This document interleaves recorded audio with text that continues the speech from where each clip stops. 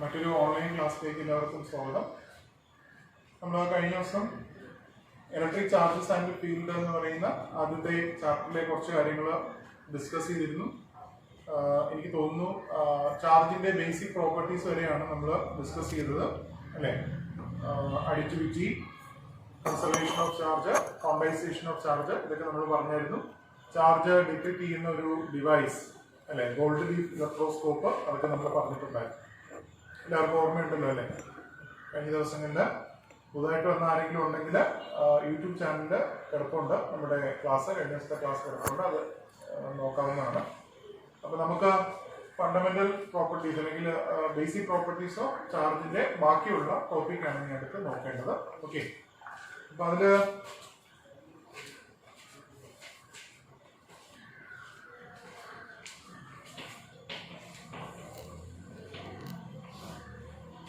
അടുത്ത് നമുക്ക് നോക്കേണ്ടുന്ന ടോപ്പിക്ക് വളരെ ഇമ്പോർട്ടൻ്റ് ആയിട്ടുള്ള ഈ ചാപ്റ്ററിലെ ഒരു ലോ ആണ്. Law is called Coulomb's law. Coulomb's law അല്ലെങ്കിൽ ഈ ലോയെ വേറൊരു പേരിൽ കൂടി അറിയപ്പെടും. This law is otherwise called inverse square law. Coulomb's law അഥവാ inverse square law in electrostatics.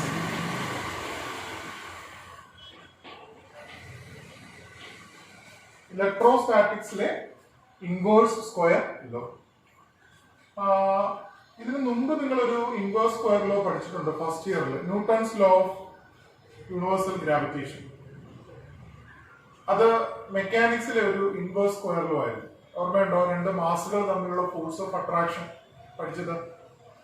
According to Newton's law of universal gravitation, the force of attraction between two masses, any two masses, is directly proportional to product of the masses and inversely proportional to square of the distance between them. ഓർക്കുന്നുണ്ടോ? F proportional to m1 m2 divided by r square, and F is equal to g m1 m2 divided by r square, where g is called the universal gravitational constant. m1 and m2 are two masses and r is the distance between them. ഇതാണ് Newton's law.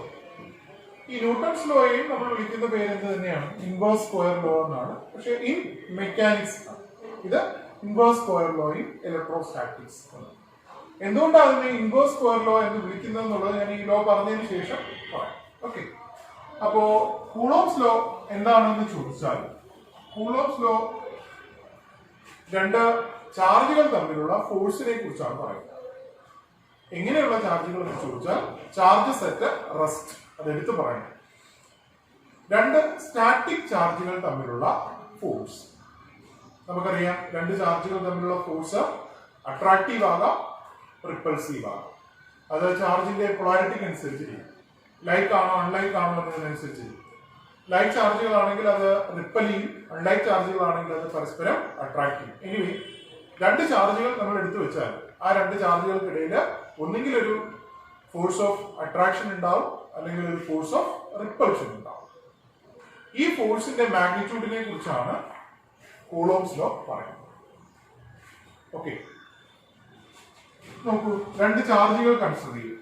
Q1 ആദ്യത്തെ charge, Q2 രണ്ടാമത്തെ charge. ഈ രണ്ട് ചാർജുകൾ തമ്മിലുള്ള അകലം, separation r ആണ്. Okay, so consider two stationary point charges. Stationary point charges. എന്താണ് ഈ സ്റ്റേഷനറി ചാർജ് എന്ന് വെച്ചാൽ? അറിയാം, ചാർജ് സെറ്റ് റെസ്റ്റ്. അപ്പൊ Q1 ഉം Q2 റെസ്റ്റിലുള്ള ചാർജുകളാണ് എന്ന് പറഞ്ഞാൽ മൂവ് ചെയ്യുന്നില്ല. നമ്മുടെ ചാപ്റ്റർ തന്നെ ഇലക്ട്രോസ്റ്റാറ്റിക്സ് ആണ്. That is we are dealing with charge set rest. So Q1 and Q2 are two charges at rest, and they are point charge also. Point charge means ചാർജുകൾ തമ്മിലുള്ള അകലം ചാർജിന്റെ വലിപ്പത്തേക്കാൾ വളരെ വലുതാണെങ്കിൽ നമുക്ക് ആ ചാർജുകളെ പോയിന്റ് ചാർജ് എന്ന് പറയാം. നമ്മൾ ഫസ്റ്റ് ഇയറിൽ വൺ ഡയമെൻഷണൽ മോഷനിൽ പോയിന്റ് ഓബ്ജക്റ്റ് പഠിച്ചു. ഒരു ബോഡി സഞ്ചരിക്കുന്ന ദൂരം ആ ബോഡിയുടെ വലിപ്പത്തേക്കാൾ വളരെ വളരെ വലുതാണെങ്കിൽ ആ ബോഡിയെ നമുക്ക് പോയിന്റ് ഓബ്ജക്റ്റ്, പോയിന്റ് മാസ് എന്ന് പറയാം. അതുപോലെ പോയിന്റ് ചാർജ് എന്ന് പറഞ്ഞാൽ ചാർജുകൾ തമ്മിലുള്ള അകലം വളരെ വലുതും ചാർജിന്റെ വലിപ്പം വളരെ കുറവുമാണെങ്കിൽ നമുക്ക് അതിനെ പോയിന്റ് ചാർജ് എന്ന് പറയാം. So Q1 and Q2 are 2 point charges at rest. They are separated by a distance r. നമുക്കറിയാം ഈ രണ്ട് ചാർജുകൾക്കിടയിൽ ഒരു ഫോഴ്സ് ഉണ്ടായിരിക്കും. അട്രാക്ഷൻ ആവാം, റിപ്പൾഷൻ ആവാം. അത് ചാർജുകളുടെ സൈൻ അനുസരിച്ച് മാറിക്കൊണ്ട്. ഈ ചാർജുകൾ തമ്മിലുള്ള ഫോഴ്സ് ഓഫ് അട്രാക്ഷൻ അല്ലെങ്കിൽ ഫോഴ്സ് ഓഫ് റിപ്പൾഷന്റെ മാഗ്നിറ്റ്യൂഡ് ആണ് കൂളോംസ് ലോ പറയുന്നത്. According to this law, the force between these 2 point charges at rest is directly proportional to product of the charges. First point, force is directly proportional to product of the charges. That is F proportional to Q1 into Q2.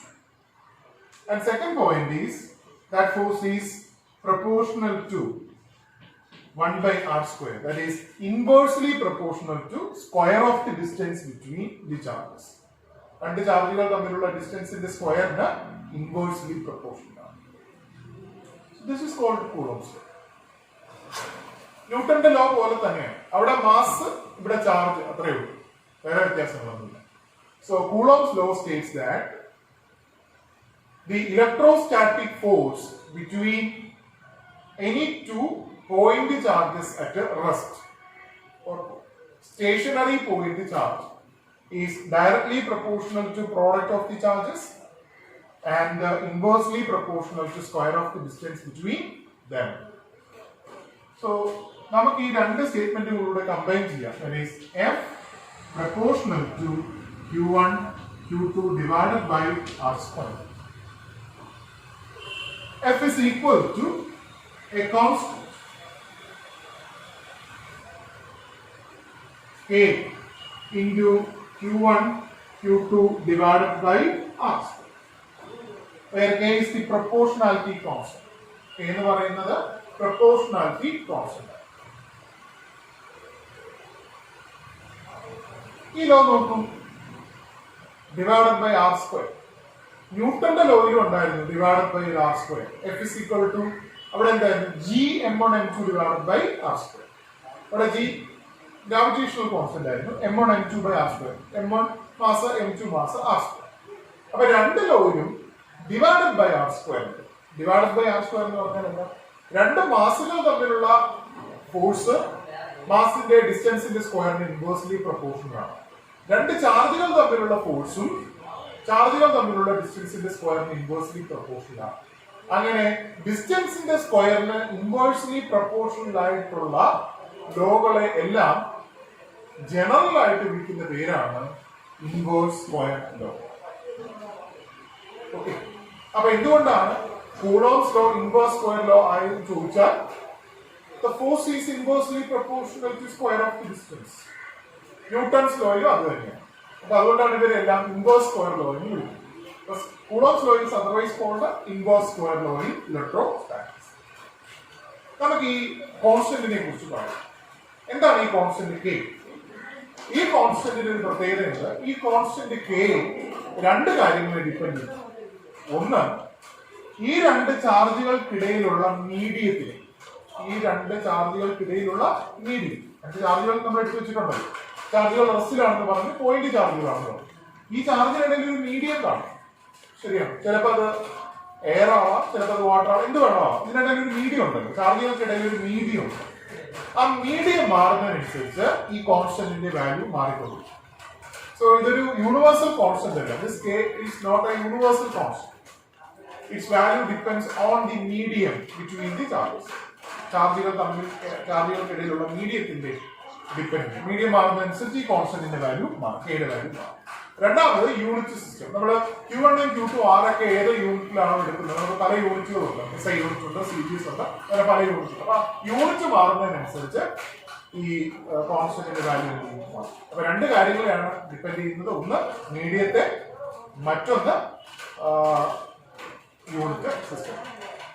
SI system എടുത്താൽ in SI, System International the value of k is 1 by 4 pi epsilon. നിങ്ങൾ കേട്ടിട്ടില്ലാത്ത ഒരു letter ആണ്. This letter is called epsilon. It's not e, അത് e അല്ല, it is called epsilon. Epsilon. SI യൂണിറ്റിൽ ഈ constant കെയുടെ വാല്യൂ ഇതാണ് 1 by 4 pi epsilon. Epsilon എന്നാണ്. അപ്പൊ എന്താണ് ഫോഴ്സിന്റെ ഇക്വേഷൻ പറയൂ. F is equal to 1 by 4 pi epsilon. കെക്ക് പകരം 1 by 4 pi epsilon. പിന്നെന്താ ഉള്ളത്? Q1 Q2 divided by R square. Okay, ഇനി നമുക്ക് അറിയേണ്ടത് എന്താണ് എപ്സിലോൺ. എപ്സിലോണിനെ വിളിക്കുന്ന പേര്, epsilon is called permittivity of the medium. എപ്സിലോണിനെ വിളിക്കുന്ന പേരെന്താ? Permittivity of the medium. ഈ രണ്ട് ചാർജുകൾക്കിടയിലുള്ള മീഡിയത്തിന്റെ പെർമിറ്റിവിറ്റി. ശ്രദ്ധിക്കുക, വേർഡ് ശ്രദ്ധിക്കുക. Permittivity of the medium. Permittivity എന്ന് പറഞ്ഞാൽ പേര് സൂചിപ്പിക്കുന്ന പോലെ തന്നെയാണ് ഇലക്ട്രിക് ഫീൽഡിനെ ഒരു മീഡിയത്തിന് പെർമിറ്റ് ചെയ്യാനുള്ള, കടത്തിവിടാനുള്ള കഴിവ് എന്നാണ് പെർമിറ്റിവിറ്റി എന്നതുകൊണ്ട് ഉദ്ദേശിക്കുന്നത്. അതൊരു മീഡിയത്തിനെ സംബന്ധിച്ചിടത്തോളം കോൺസ്റ്റന്റ് ആയി. ഇപ്പൊ എയറിന് ഒരു പെർമിറ്റിവിറ്റി ഉണ്ട്, വാട്ടറിന് വേറൊരു പെർമിറ്റിവിറ്റി ഉണ്ട്. ശരിയാണ്. അങ്ങനെ ഓരോ മീഡിയത്തിനും പെർമിറ്റിവിറ്റി എന്ത് ചെയ്തുകൊണ്ടിരിക്കും? മാറിക്കൊണ്ടിരിക്കും. ഒരു മീഡിയത്തിന് പെർമിറ്റിവിറ്റി എപ്പോഴും എന്തായിരിക്കും? കോൺസ്റ്റന്റ്. ഓക്കെ, അപ്പോ കൂളോംസ് ലോയുടെ മാത്തമാറ്റിക്കൽ ഫോം എന്താണെന്ന് ചോദിച്ചാൽ ഇതാണ്. F is equal to 1 by 4 pi epsilon. ഇതിനെ വായിക്കുന്ന പേര് എപ്സിലോൺ എന്നാണ് കേട്ടോ. Epsilon. Epsilon. Okay, 1 by 4 pi epsilon Q1 Q2 divided by R square. ഇതാണ് കൂളോംസ് ലോയുടെ മാത്തമാറ്റിക്കൽ ഫോം. ഇക്വേഷൻ ആക്കി കഴിഞ്ഞാൽ നമുക്ക് ഇങ്ങനെയാണ്. What is epsilon? Epsilon is called the permittivity of the medium. Permittivity of the medium between the charges. ആ charge ഇരിക്കുന്ന ചാർജുകൾക്കിടയിലുള്ള അല്ലെങ്കിൽ ആ ചാർജ് ഇരിക്കുന്ന മീഡിയത്തിന്റെ പെർമിറ്റിവിറ്റി. ഓക്കെ, സപ്പോസ് ഈ ചാർജ് ഇരിക്കുന്നത് ഫ്രീ സ്പേസിലാണെന്ന് വരിക.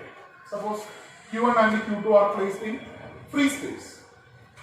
ഫ്രീ സ്പേസിലാണെങ്കിൽ in free space ൽ epsilon is equal to epsilon 0. എപ്സിലോണിനെ വിളിക്കുന്നത് epsilon 0 എന്നാണ്. epsilon 0, എപ്സിലോണിന്റെ താഴെ 0. എന്താണ് epsilon 0? Epsilon 0 is called permittivity of medium. Medium എന്ന് പറഞ്ഞാൽ ഇവിടെ എന്താണ്? Free space. Epsilon 0 is called permittivity of free space. Permittivity of free space. Epsilon 0 is called permittivity of free space. അതിനൊരു value ഉണ്ട്. എന്താണ് അതിന്റെ value? 8.854 into 10 raised to minus 12. ഈ value മറന്നു പോകും. എപ്സിലോൺ 0യുടെ value 8.854 into 10 raised to minus 12. ഇതാണ് epsilon 0യുടെ value. Permittivity of free space. Free സ്പേസിന്റെ പെർമിറ്റിവിറ്റിയുടെ വാല്യൂ ഇതാണ് 8.85 into 10 raised to minus 12. Okay, ഈ ഫ്രീ സ്പേസിൽ അപ്പോ എന്ത് വരും?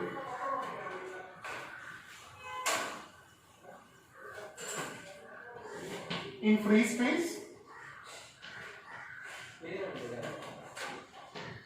F is equal to 1 by 4 pi എപ്സിലോണിന് പകരം നമുക്ക് എന്താ എഴുതാം? Epsilon 0 Q1 Q2 divided by R square.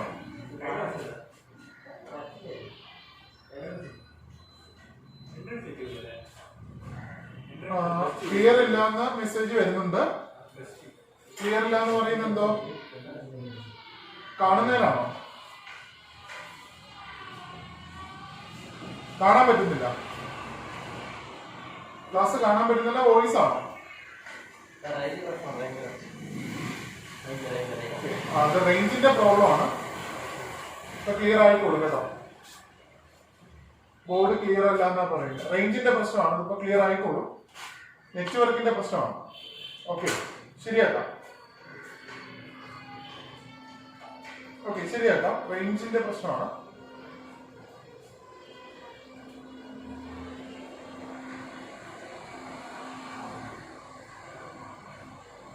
Board clear ആവുമ്പോ ഒന്ന് പറയോ? ബോർഡ് ക്ലിയർ ആവുമ്പോ ഒന്ന് പറയാ. റേഞ്ചിന്റെ പ്രോബ്ലം കൊണ്ടാണ്.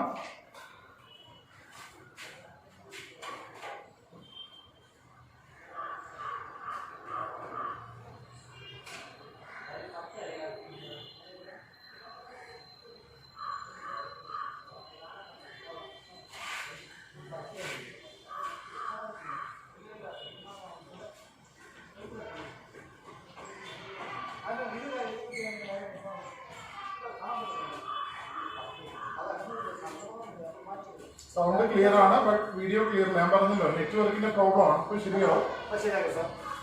ബോർഡ് കാണാൻ പറ്റുന്നില്ല. ബോർഡ് കാണാൻ പറ്റുന്നില്ല. ക്ലിയർ അല്ല എന്നാ പറയുന്നത്.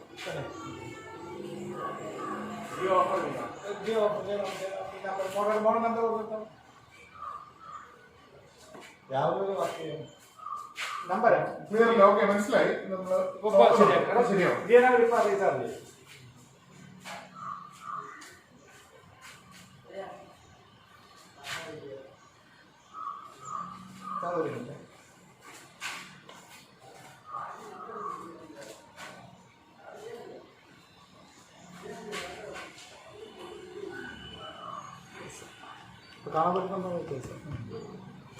ബോർഡ് ക്ലിയർ ആവുമ്പോഴത്തേക്കും ഒന്ന് മെസ്സേജ് അയക്കണം കേട്ടോ. അപ്പൊ നമുക്ക് ബാക്കി കണ്ടിന്യൂ ചെയ്യാം. ബോർഡ് ക്ലിയർ ആവുമ്പോ ഒന്ന് കാണാൻ പറ്റുന്നില്ല, ബ്ലർ ആയി കാണുന്നു. ഓക്കെ, മനസ്സിലായി.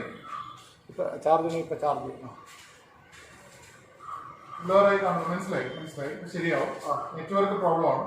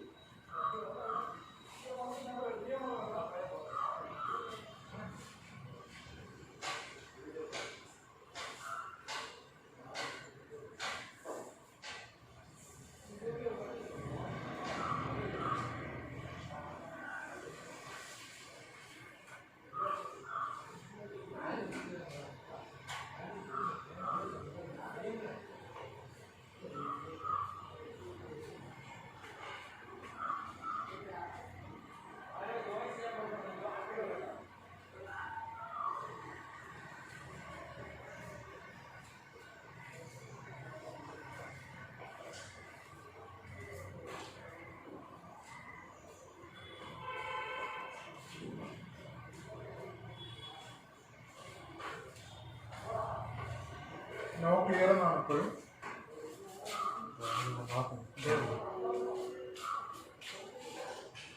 ഈ റെക്കോർഡഡ് ഇവിടെ വേറെ ക്യാമറയിൽ റെക്കോർഡ് ചെയ്യുന്നുണ്ട്. ആ റെക്കോർഡ് ചെയ്യുന്നത് വൈകുന്നേരം യൂട്യൂബിൽ അപ്ലോഡ് ചെയ്യും. അപ്പൊ ക്ലിയർ ആയിട്ട് കുറച്ചുകൂടെ കാണാം. ഇപ്പൊ ശരിയാവും. കുറച്ച് നേരം കൂടെ നമുക്ക് ടൈമില്ല. അപ്പോൾ ക്ലാസ് കണ്ടിന്യൂ ചെയ്യാം. അപ്പോൾ കണ്ടിരിക്കുക. വൈകുന്നേരം യൂട്യൂബ് ചാനലിൽ അപ്ലോഡ് ചെയ്യും. അത് ക്ലിയർ ആയിട്ട് ഇവിടെ എടുക്കുന്നുണ്ട്. നെറ്റ്വർക്ക് പ്രോബ്ലം ആണ്. ഇപ്പൊ ശരിയാവും കേട്ടോ. ഓക്കെ, അപ്പൊ നമ്മൾ കണ്ടിന്യൂ ചെയ്യാം. നമ്മുടെ ഫ്രീ സ്പേസിലെ കേസാണ് നമ്മൾ പറഞ്ഞു വന്നത്. ഫ്രീ സ്പേസിൽ ഞാൻ പറഞ്ഞു, ഫ്രീ സ്പേസിൽ എപ്സിലോൺ 0 ആണ്. Epsilon 0 is called permittivity of free space. അതിന്റെ ഒരു വാല്യൂ ഉണ്ട് 8.854 × 10⁻12. അപ്പൊ ഫ്രീ സ്പേസിൽ നമ്മൾ കൂളോംസ് ലോ എഴുതി കഴിഞ്ഞാൽ ഇങ്ങനെയാ വരുന്നത്. ഫ്രീ സ്പേസിലുള്ള വാല്യൂ ഇതാണ്. ഫ്രീ സ്പേസിൽ F is equal to 1/4πε0 Q1 Q2 divided by R². Okay, ഇനി ഈ എപ്സിലോൺ 0യുടെ വാല്യൂ നമുക്ക് അറിയാമല്ലോ. എപ്സിലോൺ 0യുടെ വാല്യൂ എന്ന് പറയുന്നത് 8.854 × 10⁻12 ആണ്. 4 പൈ എന്ന് പറഞ്ഞാൽ 3.14. അപ്പൊ ഈ പൈയുടെയും എപ്സിലോൺ 0യുടെയും വാല്യൂ നമ്മൾ എന്ത് ചെയ്യുന്നു? ഇതിനകത്തോട്ടേക്ക് സബ്സ്റ്റിറ്റ്യൂട്ട് ചെയ്യും. ഓക്കെ, അപ്പൊ ആ സബ്സ്റ്റിറ്റ്യൂട്ട് ചെയ്ത് കഴിഞ്ഞാൽ നമുക്കൊരു വാല്യൂ കിട്ടും. 1/4πε0 ഫുൾ ആയിട്ട് നമ്മൾ സബ്സ്റ്റിറ്റ്യൂട്ട് ചെയ്ത് കഴിഞ്ഞാൽ അതിന്റെ വാല്യൂ 9 × 10⁻⁹ ആണ്. 9 × 10⁹. ഓക്കെ, അപ്പൊ നമുക്ക് ഈ 1/4πε0 വരുന്ന സ്ഥലത്ത് 9 × 10⁹ കൊടുത്താൽ മതിയല്ലോ. 9 × 10⁹ കൊടുത്തു കഴിഞ്ഞാൽ നമുക്ക് എന്ത് കിട്ടും? F is equal to 9 × 10⁹ Q1 Q2 divided by R square എന്ന് കിട്ടും. ഓക്കെ, ഇങ്ങനെയാണ് നമുക്ക് എഴുതാൻ പറ്റും. അപ്പൊ കൂളോംസ് ലോ ഇൻ ഫ്രീ സ്പേസിലെ ഇക്വേഷൻ ആണ്. F is equal to 1/4πε0 Q1 Q2 divided by R square. 1/4πε0 value 9 × 10⁻⁹ ആണ്. സോ അത് കൊടുത്തു കഴിഞ്ഞാൽ F is equal to 9 × 10⁻⁹ Q1 Q2 divided by R square എന്ന് എഴുതും. ഇത് ഫ്രീ സ്പേസിലെ വാല്യൂ. ഓക്കെ, അപ്പൊ ഞാൻ കൂളോംസ് ലോ ഒന്നുകൂടെ പറയാം. എന്താണ് coulombs law? Coulomb's law states that the force, electrostatic force between two stationary point charges. ഈ സ്റ്റേഷനറി പോയിന്റ് ചാർജ് എന്നുള്ളത് എടുത്തു പറയണം കേട്ടോ. Stationary point charge, force of attraction or repulsion between two point charge is directly proportional to product of the charges and inversely proportional to square of the distance between them. That is F proportional to Q1 Q2 divided by R square, or F is equal to a constant K into Q1 Q2 divided by R square. Then what is this constant K? ഈ K യുടെ പ്രത്യേകത, the value of constant K depends on two factors. ഏതൊക്കെയാണ് two factors? First one, the medium between the charges. ആ ചാർജുകൾ ഇരിക്കുന്ന medium, രണ്ട് ചാർജുകൾക്കിടയിലുള്ള medium, രണ്ട് unit system. നമ്മുടെ SI യൂണിറ്റ് എടുത്തു കഴിഞ്ഞാൽ കെയുടെ വാല്യൂ, കോൺസ്റ്റന്റ് ഓഫ് പ്രൊപ്പോർഷണാലിറ്റിയുടെ വാല്യൂ 1/4πε ആണ്. അവിടെ എപ്സിലോണിനെ വിളിക്കുന്ന പേര് പെർമിറ്റിവിറ്റി ഓഫ് ദാറ്റ് മീഡിയം. ഏത് മീഡിയത്തിലാണോ ചാർജ് ഇരിക്കുന്നത് ആ മീഡിയത്തിന്റെ പെർമിറ്റിവിറ്റി. അപ്പൊ കൂളോംസ് ലോയുടെ ജനറൽ ഫോം, മാത്തമാറ്റിക്കൽ ഫോം എന്താണെന്ന് ചോദിച്ചാൽ F is equal to 1/4πε Q1 Q2 divided by R square എന്നാണ്. സപ്പോസ് ഈ ചാർജുകൾ ഇരിക്കുന്നത് ഫ്രീ സ്പേസിലാണ് എന്നിരിക്കട്ടെ. ഫ്രീ സ്പേസിലാണെങ്കിൽ എപ്സിലോണിനെ വിളിക്കുന്ന പേര് എപ്സിലോൺ 0 എന്നാണ്. എന്താണ് epsilon 0? Epsilon 0 is called permittivity of free space. അതിനൊരു വാല്യൂ ഉണ്ട് 8.854 × 10⁻⁻12. ഓക്കെ, അപ്പൊ ഫ്രീ സ്പേസിൽ നമ്മൾ കൂളോംസ് ലോയുടെ ഇക്വേഷൻ എഴുതി കഴിഞ്ഞാൽ F is equal to 1/4πε0 Q1 Q2 divided by R square. ഇനി എപ്സിലോൺ 0യുടെ വാല്യൂ ഇവിടെ സബ്സ്റ്റിറ്റ്യൂട്ട് ചെയ്താൽ ഈ 1/4πε0യുടെ വാല്യൂ നമുക്ക് കണ്ടുപിടിക്കാം. ആ വാല്യൂ ഓർത്തിരിക്കുക, ഓർക്കാൻ വളരെ എളുപ്പമാണ്. 9 × 10⁻⁹. So F is equal to ഈ 1/4πε0യുടെ സ്ഥലത്ത് 9 × 10⁻⁹ Q1 Q2 divided by R square എന്ന് എഴുതാം. ശരിയാണ്. അപ്പൊ ഇത് ജനറൽ ഇക്വേഷൻ, ഇത് ഫ്രീ സ്പേസിന്റെ ഇക്വേഷൻ. ഫ്രീ സ്പേസിന്റെ ഇക്വേഷൻ ഇങ്ങനെയും എഴുതാം, ഇങ്ങനെ എഴുതാം. 1/4πε0യുടെ വാല്യൂ ആണത്. ഓക്കെ, അപ്പൊ രണ്ട് ചാർജ് ഫ്രീ സ്പേസിലാണ് ഇരിക്കുന്നതെങ്കിൽ അവർക്കിടയിലുള്ള ഫോഴ്സ് കണ്ടുപിടിക്കാൻ ഈ ഇക്വേഷൻ എടുക്കാം. അതല്ല ആ ചാർജ് ഇരിക്കുന്നത് ഏതെങ്കിലും ഒരു മീഡിയം, ഫ്രീ സ്പേസ് അല്ല വേറെ ഏതെങ്കിലും ഒരു മീഡിയം ആണെങ്കിൽ നമ്മൾ ഈ ഇക്വേഷൻ ആണ് ഉപയോഗിക്കുന്നത്. പക്ഷേ അതിന്റെ ഫോഴ്സ് കണ്ടുപിടിക്കാനായിട്ട് നമുക്ക് ആ മീഡിയത്തിന് എന്തറിയണം? പെർമിറ്റിവിറ്റി അറിയണം. പെർമിറ്റിവിറ്റി ഉണ്ടെങ്കിൽ മാത്രമേ നമുക്ക് കണ്ടുപിടിക്കാൻ പറ്റൂ. ഫ്രീ സ്പേസിന്റെ പെർമിറ്റിവിറ്റി നമുക്കറിയാം, അതൊരു കോൺസ്റ്റന്റ് ആണ് 8.854 × 10⁻⁻12. So this is coulombs law. Okay, അപ്പോ പരീക്ഷയ്ക്ക് ഒരുപാട് തവണ ചോദിച്ചിട്ടുള്ളതാണ് സ്റ്റേറ്റ് കൂളോംസ് ലോ അല്ലെങ്കിൽ state inverse square law in electrostatics എന്ന് പറഞ്ഞാലും കൂളോംസ് ലോ തന്നെയാണ്. അപ്പൊ സ്റ്റേറ്റ് കൂളോംസ് ലോ എന്ന് പറഞ്ഞാൽ സ്റ്റേറ്റ് ഇൻവേഴ്സ് സ്ക്വയർ ലോ എന്ന് പറഞ്ഞാൽ ഒരേ കാര്യമാണ് ചോദിക്കുന്നത്. അതിന്റെ ഉത്തരമാണ് നമ്മൾ എഴുതിയിരിക്കുന്നത്. ഓക്കെ ആണോ? ഓക്കെ, ഇനി നമ്മൾ ഈ വസ്തുക്കളുടെ എല്ലാം ഡെൻസിറ്റിയെ കുറിച്ച് പറയത്തില്ലേ? ഡെൻസിറ്റി പറയുമ്പോൾ പലപ്പോഴും നമ്മൾ വാട്ടറിന്റെ ഡെൻസിറ്റിയുമായി കമ്പയർ ചെയ്താണ് പറയുക. ശരിയല്ലേ? വാട്ടറിന്റെ ഡെൻസിറ്റിയുമായിട്ട് കമ്പയർ ചെയ്ത് പറഞ്ഞാൽ നമ്മൾ ആ ഡെൻസിറ്റി എന്തെന്നാ പറയുക? റിലേറ്റീവ് ഡെൻസിറ്റി എന്നാ പറയുക. ശരിയല്ലേ? ഇപ്പോ അയണിന്റെ റിലേറ്റീവ് ഡെൻസിറ്റി എന്ന് പറഞ്ഞാൽ അതിന്റെ അർത്ഥം എന്താ? വാട്ടറുമായിട്ട് കമ്പയർ ചെയ്യുമ്പോൾ അയണിന് എത്ര ഡെൻസിറ്റി ഉണ്ട് എന്നാണ് നമ്മൾ പറയുന്നത്. അപ്പൊ അതിനാണ് നമ്മൾ ഈ റിലേറ്റീവ് ഡെൻസിറ്റി എന്ന് പറയുന്ന ടേം ഉപയോഗിക്കുക, അല്ലെ? റിലേറ്റീവ് ഡെൻസിറ്റി ഓർമ്മയുണ്ടോ? RD, relative density is equal to എന്താണ്? Density of the medium divided by density of water. നിങ്ങൾ ചെറിയ ക്ലാസ്സിലൊക്കെ പഠിച്ചിട്ടുള്ളതാണ്. Density of the medium divided by density of water. അതായത് വാട്ടറിനെ അപേക്ഷിച്ച് വാട്ടറിന്റെ ഡെൻസിറ്റി എന്ന് പറയുന്നത് നമ്മൾ സ്റ്റാൻഡേർഡ് ആയിട്ടാണ് എടുക്കുന്നത് 1000. വാട്ടറിന്റെ ഡെൻസിറ്റി 1000 നമുക്ക് സ്റ്റാൻഡേർഡ് ആയിട്ട് വരും. അപ്പോൾ വാട്ടറിന്റെ ഡെൻസിറ്റി അപേക്ഷിച്ച് മറ്റൊരു മീഡിയത്തിന്റെ ഡെൻസിറ്റി എന്താണ്? അതിനെയാണ് നമ്മൾ റിലേറ്റീവ് ഡെൻസിറ്റി എന്ന് പറയുന്നത്. Relative density of a medium is equal to actual density of the medium divided by density of water. അങ്ങനെയാണെങ്കിൽ ഡെൻസിറ്റി ഓഫ് ദി മീഡിയം എന്ന് പറയുന്നത് എന്തായിരിക്കും? Relative density into density of water. നമ്മൾ പ്രോബ്ലം ഒക്കെ ചെയ്യാനായിട്ട് സാധാരണ ചെയ്യുന്ന എന്താ? ഒരു വസ്തുവിന്റെ ഡെൻസിറ്റി കണ്ടുപിടിക്കാനായിട്ട് ആ വസ്തുവിന്റെ റിലേറ്റീവ് ഡെൻസിറ്റിയെ വാട്ടറിന്റെ ഡെൻസിറ്റി ആയിട്ടുള്ള 1000 കൊണ്ട് എന്ത് ചെയ്യും? മൾട്ടിപ്ലൈ ചെയ്യും. ഓക്കെ, അപ്പൊ ഡെൻസിറ്റി പലപ്പോഴും നമ്മൾ പറയുന്നത് റിലേറ്റീവ് ഡെൻസിറ്റിയുടെ ടേംസിലാണ് എന്ന് പറഞ്ഞല്ലോ. അപ്പൊ അതുപോലെ പെർമിറ്റിവിറ്റി നമ്മൾ പറഞ്ഞല്ലോ, പെർമിറ്റിവിറ്റി എന്ന് പറയുന്ന സാധനം, ഈ പെർമിറ്റിവിറ്റി ഓഫ് എ മീഡിയം നമ്മൾ പറയുന്നത് ഒരു സ്റ്റാൻഡേർഡ് വാല്യൂവുമായിട്ട് റിലേറ്റ് ചെയ്തിട്ടാണ് അല്ലെങ്കിൽ കമ്പയർ ചെയ്തിട്ടാണ്. ഏതാണ് ആ സ്റ്റാൻഡേർഡ് വാല്യൂ? ഇവിടെ വാട്ടറിന്റെ ഡെൻസിറ്റിയാണ് നമ്മൾ ഉപയോഗിച്ചെങ്കിൽ, പക്ഷെ പെർമിറ്റിവിറ്റിയുടെ കേസിൽ വാട്ടറിന്റെ അല്ല നമ്മൾ ഉപയോഗിക്കുന്നത്, ഫ്രീ സ്പേസിന്റെ പെർമിറ്റിവിറ്റിയാണ് നമ്മൾ എന്ത് ചെയ്യുന്നത്? യൂസ് ചെയ്യും. ഓക്കെ, അപ്പൊ നമ്മൾ അടുത്ത് പറയാൻ പോകുന്നത് എന്താണ്? റിലേറ്റീവ് പെർമിറ്റിവിറ്റി എന്നുള്ളതാണ്. റിലേറ്റീവ് പെർമിറ്റിവിറ്റി, റിലേറ്റീവ് പെർമിറ്റിവിറ്റി നമ്മൾ അതിനെ എപ്സിലോൺ ആർ എന്നാണ് ഡിനോട്ട് ചെയ്യുന്നത്. Epsilon r, small letter r for relative. Relative permittivity epsilon r എന്നാണ് നമ്മൾ അതിനെ ഡിനോട്ട് ചെയ്യുന്നത്. എന്തായിരിക്കും റിലേറ്റീവ് പെർമിറ്റിവിറ്റി എന്ന് പറഞ്ഞാൽ? എപ്സിലോൺ ആർ എന്ന് പറഞ്ഞാൽ എന്താണ്? It is the ratio of permittivity of the medium to permittivity of free space. Relative permittivity is the ratio of permittivity of the medium to permittivity of free space. നമ്മൾ relative density പറയുന്ന പോലെ. Okay, relative permittivity is the ratio of permittivity of the medium to permittivity of free space. ഓക്കെ, അപ്പൊ അങ്ങനെയാണെങ്കിൽ permittivity of the medium എപ്സിലോണിനെ നമുക്ക് എങ്ങനെ എഴുതാം? Permittivity of the medium epsilon is equal to ഇത് രണ്ടും മൾട്ടിപ്ലൈ ചെയ്താൽ പോരെ? എപ്സിലോൺ ആർ ഇൻറ്റു എപ്സിലോൺ 0, അല്ലെങ്കിൽ epsilon 0 into epsilon r. Epsilon എന്ന് പറയുന്നത് എപ്സിലോൺ 0 ഇൻറ്റു എപ്സിലോൺ ആർ. അതായത് ഏതൊരു മീഡിയത്തിന്റെയും പെർമിറ്റിവിറ്റി എന്ന് പറയുന്നത് permittivity of free space into ആ മീഡിയത്തിന്റെ റിലേറ്റീവ് പെർമിറ്റിവിറ്റി ആയിരിക്കും. ശരിയല്ലേ?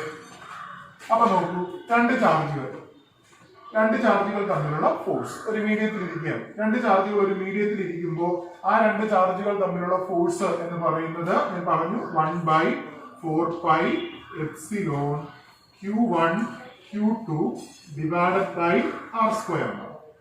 ശരി, Q1 Q2 എന്ന് പറയുന്ന രണ്ട് ചാർജുകൾ R സെപ്പറേഷനിൽ ഒരു മീഡിയത്തിൽ ഇരിക്കും. അപ്പൊ ആ രണ്ട് ചാർജുകൾ തമ്മിലുള്ള ഫോഴ്സ് മീഡിയത്തിൽ ഇരിക്കുമ്പോഴുള്ള ഫോഴ്സ് എഫ് മീഡിയം എന്ന് പറയുന്നത് 1/4π epsilon Q1 Q2 divided by R² അല്ലേ? ഓക്കെ, എപ്സിലോൺ എന്ന് പറഞ്ഞാൽ എന്താ? ആ മീഡിയത്തിന്റെ പെർമിറ്റിവിറ്റി. ഇനി ഒരു മീഡിയത്തിന്റെ പെർമിറ്റിവിറ്റി നമുക്ക് എന്തെന്ന് എഴുതാം? Permittivity of free space into relative permittivity എന്ന് എഴുതി കൂടെ. അപ്പൊ നമുക്ക് എപ്സിലോണിന് പകരം 1/4π എപ്സിലോണിന് പകരം എന്ത് കൊടുക്കാണോ?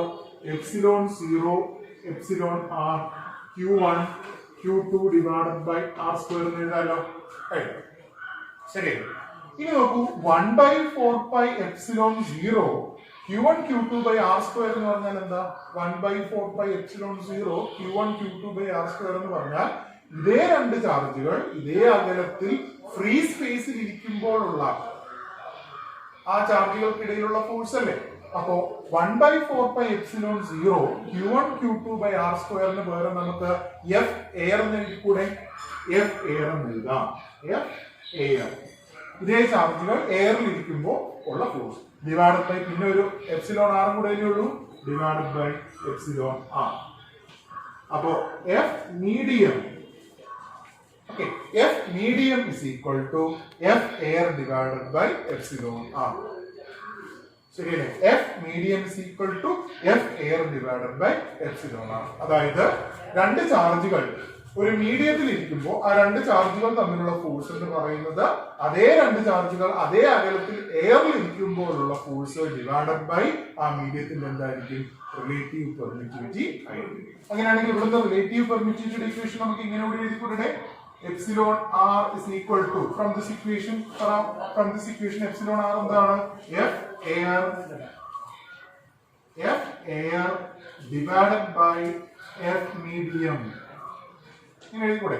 എപ്സിലോൺ ആർ എന്ന് പറയുന്നത് F air divided by F medium.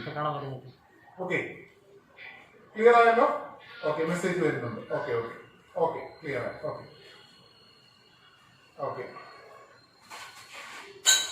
Okay, അപ്പൊ ഇവിടെ ശ്രദ്ധിക്കും, എഫ് എപ്സിലോൺ ആർ എന്ന് പറയുന്നത് എഫ് എയർ ഡിവൈഡഡ് ബൈ എന്താണ്? F medium. എൻട്രൻസിന് പലപ്പോഴും ചോദിക്കുന്ന ഒരു ചോദ്യമാണ് കേട്ടോ. അതായത് രണ്ട് ചാർജുകൾ എയറിൽ ഇരിക്കുമ്പോൾ അല്ലെങ്കിൽ ഫ്രീ സ്പേസിൽ ഇരിക്കുമ്പോഴുള്ള ആ ചാർജുകൾ തമ്മിലുള്ള ഫോഴ്സും ഒരു മീഡിയത്തിൽ ഇരിക്കുമ്പോൾ അതേ ചാർജ് അതേ സെപ്പറേഷൻ അതേ ഡിസ്റ്റൻസിൽ ഒരു മീഡിയത്തിൽ ഇരിക്കുമ്പോൾ ആ ചാർജുകൾക്കിടയിലുള്ള ഫോഴ്സും നിങ്ങൾക്ക് തരും. എന്നിട്ട് ആ മീഡിയത്തിന്റെ റിലേറ്റീവ് പെർമിറ്റിവിറ്റി കണ്ടുപിടിക്കാനായിട്ട് ചോദിക്കും. മനസ്സിലായോ? രണ്ട് ചാർജുകൾ, ആ രണ്ട് ചാർജുകൾ എയറിൽ ഇരിക്കുമ്പോൾ ഫ്രീ സ്പേസിൽ ഇരിക്കുമ്പോഴുള്ള അവയ്ക്കിടയിലുള്ള ഫോഴ്സും അതേ സെപ്പറേഷനില് ഒരു മീഡിയത്തിൽ ഇരിക്കുമ്പോൾ ആ ചാർജുകൾക്കിടയിൽ അനുഭവപ്പെടുന്ന ഫോഴ്സും തന്നിരുന്നാൽ ആ മീഡിയത്തിന്റെ റിലേറ്റീവ് പെർമിറ്റിവിറ്റി കണ്ടുപിടിക്കാനുള്ള ഇക്വേഷൻ ആണ് epsilon R is equal to F air divided by F medium. ശരിയല്ലേ?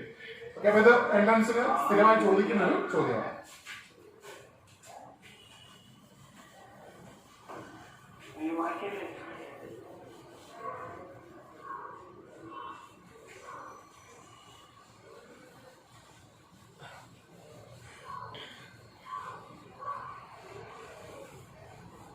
ഓക്കെ, അപ്പൊ കൂളോംസ് ലോയുടെ കാര്യം നമ്മൾ പറഞ്ഞു. ചാർജുകൾ തമ്മിലുള്ള ഫോഴ്സിനെ കുറിച്ച് പറഞ്ഞു. ഈ ഫോഴ്സിനെ കുറിച്ച് പറയുമ്പോൾ ഫോഴ്സ് എന്ന് പറയുന്ന ക്വാണ്ടിറ്റി നമുക്കറിയാം, ഇറ്റ്സ് എ വെക്ടർ ക്വാണ്ടിറ്റി.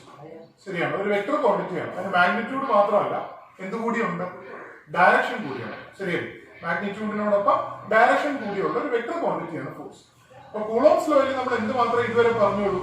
രണ്ട് ചാർജുകൾ തമ്മിലുള്ള ഫോഴ്സിന്റെ മാഗ്നിറ്റ്യൂഡ് മാത്രമേ പറഞ്ഞുള്ളൂ. നമ്മൾ അതിന്റെ ഡയറക്ഷൻ ഇതുവരെ എന്ത് ചെയ്തില്ല, പറഞ്ഞില്ല. അപ്പൊ ഡയറക്ഷൻ കൂടി ആയാലേ നമുക്ക് ഫോഴ്സിന്റെ വെക്ടർ യഥാർത്ഥ വാല്യൂ ആവത്തുള്ളൂ. അപ്പൊ നമ്മൾ ഇനി അടുത്ത് പോകുന്നത് കൂളോംസ് ലോയുടെ വെക്ടർ ഫോം ആണ്. നമ്മൾ ആ ഫോഴ്സിന്റെ ഡയറക്ഷനെ കുറിച്ച് പറയാനാണ് നമ്മൾ ഇനി അടുത്ത് പോകും. ഓക്കെ, വെക്ടർ ഫോം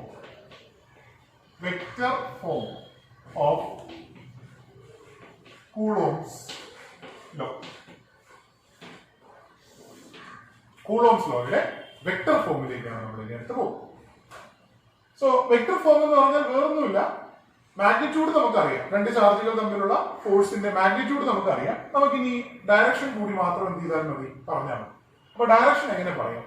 ഈ ഡയറക്ഷൻ എന്ന് പറയുന്നത് പ്രധാനമായിട്ടും ചാർജിന്റെ പൊളാരിറ്റി ഡിപ്പെൻഡ് ചെയ്യും. രണ്ട് ചാർജ് ഒരേ ചാർജ് ആണെങ്കിൽ, ലൈറ്റ് ചാർജ് ആണെങ്കിൽ നമുക്കറിയാതെ റിപ്പൽ ചെയ്യും, അൺലൈറ്റ് ചാർജ് ആണെങ്കിൽ എന്ത് ചെയ്യും, അട്രാക്ട് ചെയ്യും. അപ്പോൾ ഡയറക്ഷനിലെ വ്യത്യാസം വരുന്നത് ലൈറ്റ് ആണോ അൺലൈറ്റ് ആണോ എന്നതിനനുസരിച്ചാണ്. അപ്പൊ നമുക്ക് ലൈറ്റിനും ഇക്വേഷൻ ഉണ്ട്, അൺലൈറ്റിനും ഇക്വേഷൻ ഉണ്ട്. അപ്പൊ രണ്ട് ഇക്വേഷൻ നമുക്കൊന്ന് എഴുതി നോക്കാം. ആദ്യത്തെ കേസ് വെക്ടർ ഫോമില്, ആദ്യത്തെ കേസ് ലൈറ്റ് ചാർജ്. നമ്മൾ കൺസിഡർ ചെയ്യുന്നത് ലൈറ്റ് ചാർജുകളാണെങ്കിൽ എന്ത് സംഭവിക്കും? ലൈറ്റ് ചാർജുകളാണെങ്കിൽ റിപ്പൽ ചെയ്യും നമ്മൾ പറഞ്ഞു. ശരിയാണ്, അതെങ്ങനെയാണെന്ന് നോക്കാം. നോക്കൂ, Q1 എന്ന് പറയുന്ന ഒരു സ്റ്റേഷനറി പോയിന്റ് ചാർജ്. ആ ചാർജിൽ നിന്ന്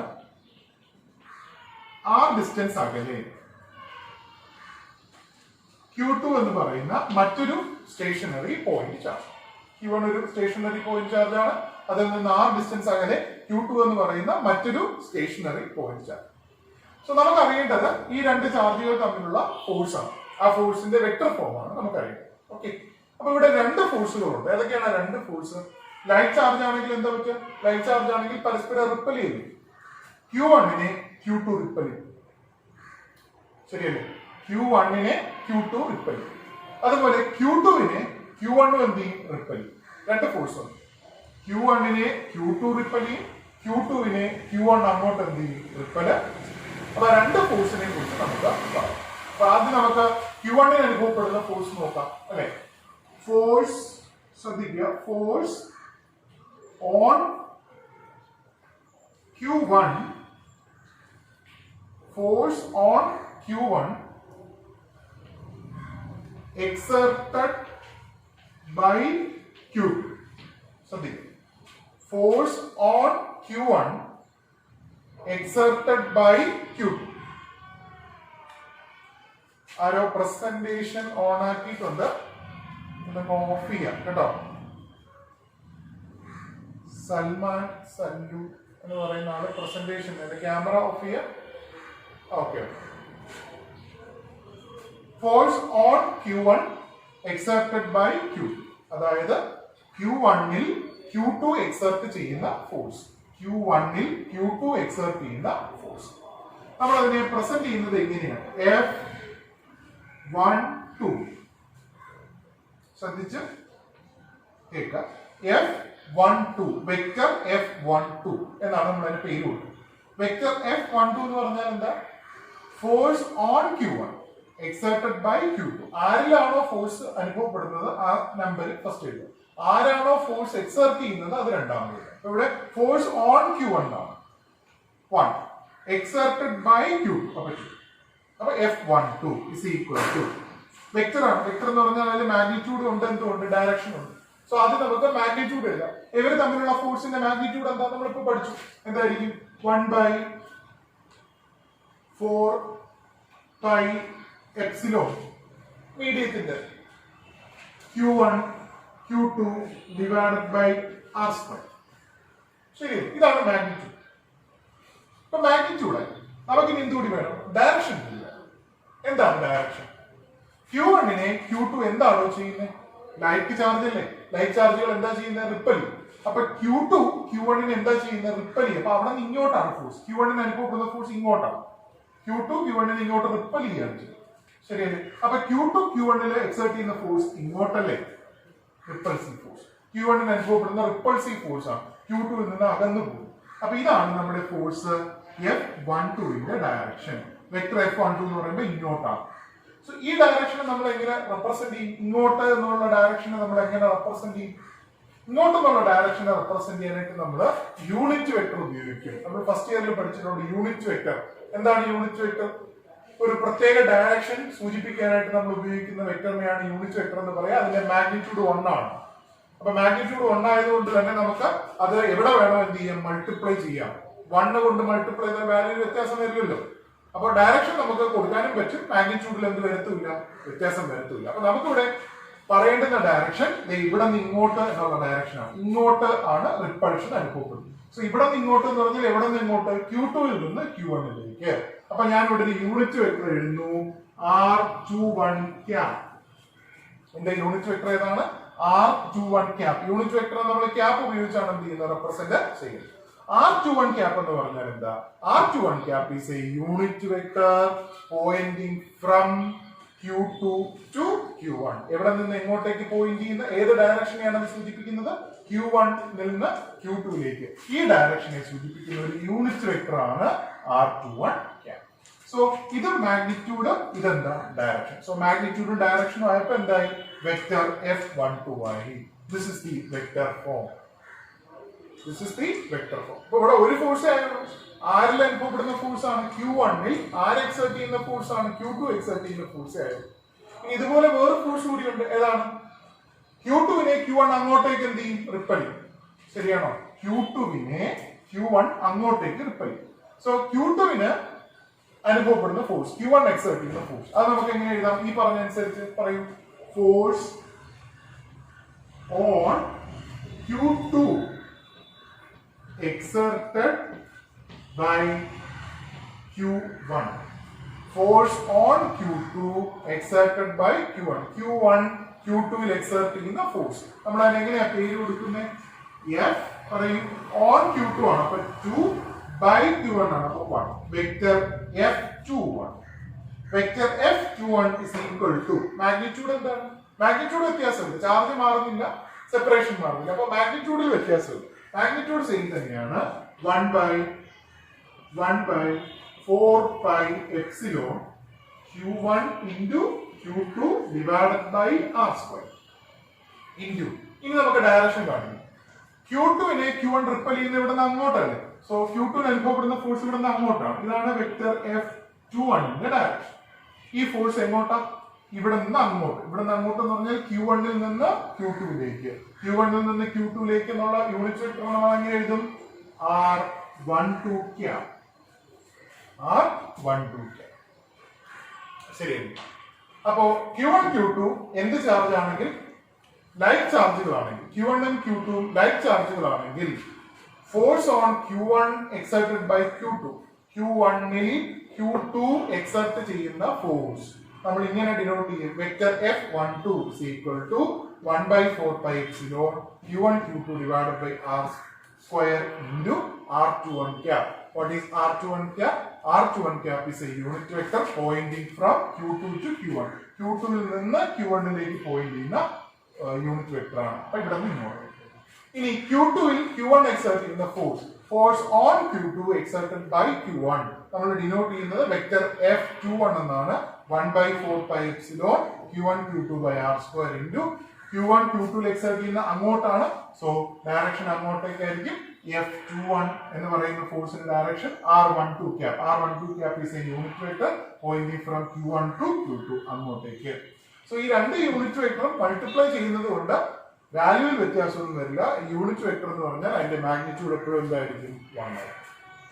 ഓക്കെ, അപ്പോ ഇത് ലൈറ്റ് ചാർജിന്റെ കേസിലാണ്. ഇതുപോലെ നമുക്ക് എന്ത് ഡിസ്കസ് ചെയ്യണം? അൺലൈറ്റ് ചാർജിന്റെ കേസ് ഡിസ്കസ് ചെയ്യണം. ചാർജ് എപ്പോഴും ലൈറ്റ് ആവണമെന്നില്ലല്ലോ. പോസിറ്റീവ് പോസിറ്റീവ് നെഗറ്റീവ് നെഗറ്റീവ് ആയ കേസാണ് ഈ പറഞ്ഞത്. ഇനി ഒരെണ്ണം പോസിറ്റീവ് ഒരെണ്ണം നെഗറ്റീവ് ആവും, അതാണ് അൺലൈറ്റ് കൊണ്ട് ഉദ്ദേശിക്കുന്നത്. അപ്പൊ രണ്ടാമത്തെ കേസ് എന്താണ്? അൺലൈറ്റ് ആണ്. ബി എന്ന് പറയുന്നത് അൺലൈറ്റ് ചാർജസ്.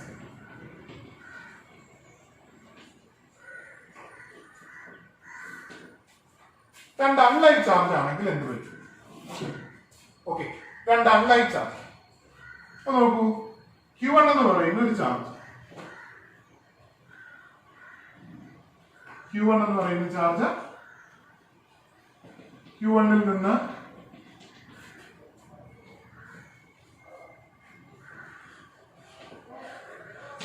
R ഡിസ്റ്റൻസ് അകലെ Q2 എന്ന് പറയുന്ന മറ്റൊരു ചാർജ്. Q1 Q2. പക്ഷെ ഈ രണ്ട് ചാർജുകളുടെ പ്രത്യേകത അൺലൈറ്റ് ചാർജസ്. നേരത്തെ പോലെയല്ല, അൺലൈറ്റ് ആണ്. എന്ന് പറഞ്ഞാൽ Q1 പ്ലസ് ആണെങ്കിൽ Q2 മൈനസ്, അതല്ല Q1 മൈനസ് ആണെങ്കിൽ Q2 പ്ലസ്. അപ്പൊ അൺലൈറ്റ് ആണെങ്കിൽ ഇവർക്ക് തമ്മിലുള്ള ഫോഴ്സ് എന്തായിരിക്കും? ഫോഴ്സ് അട്രാക്ഷൻ ആയിരിക്കും. ശരിയല്ലേ? അപ്പോ Q1 Q2 അങ്ങോട്ടേക്ക് അട്രാക്ട് ചെയ്യും, അതുപോലെ Q2 Q1 ഇങ്ങോട്ടേക്ക് എന്ത് ചെയ്യും? അട്രാക്ട് ചെയ്യും. അപ്പൊ ആദ്യം നമുക്ക് Q1 ലുള്ള ഫോഴ്സിനെ കുറിച്ച് പറയാം, അല്ലെ? Force on Q1 exerted by Q2. Q2 Q1 ൽ എക്സർട്ട് ചെയ്യുന്ന force on Q1 exerted by Q2. നമ്മൾ അതിനെ എങ്ങനെ എഴുതും? Vector F12. വെക്ടർ F12 തന്നെ എഴുതാം. Force on Q1 exerted by Q2. Vector F12. Magnitude എന്താണ്? 1/4 pi epsilon 0. അല്ലെങ്കിൽ എപ്സിലോൺ. ഫ്രീ സ്പേസ് ആണെങ്കിലാണ് നമ്മൾ എപ്സിലോൺ 0 എഴുതാം, മീഡിയം ആണെങ്കിൽ എപ്സിലോൺ.